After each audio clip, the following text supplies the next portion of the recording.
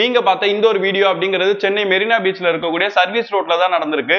அங்க இருக்கிற மக்களுக்கு இடையூறு தரக்கூடிய வகையில இந்த காரு ரொம்பவே வேகமா போச்சு அப்படிங்கிறதுக்காக அங்க இருக்கக்கூடிய காவல்துறை அதிகாரி ஒருத்தர் அந்த காரை நிறுத்தி விசாரிக்கிறதுக்காக முயற்சி செஞ்சிருக்கிறாரு. ஆனா அந்த ஒரு காரு அந்த காவல்துறை அதிகாரியுடைய பேச்சை கேட்காம அந்த கார் அந்த இடத்துல இருந்து நிக்காம ரொம்பவே வேகமா போன வீடியோவை தான் நீங்க பாத்தீங்க.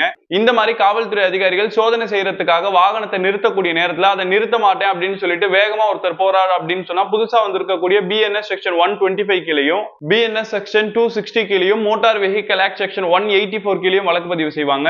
இந்த மாதிரியான குற்றத்துக்கு அவருக்கு சிறை தண்டனையும் கிடைக்கும், அபராதமும் கிடைக்கும். சில நேரங்கள்ல அவருடைய லைசன்ஸை கூட சஸ்பெண்ட் பண்றதுக்கான வாய்ப்பு இருக்குன்றதை தெரிஞ்சுக்கோங்க.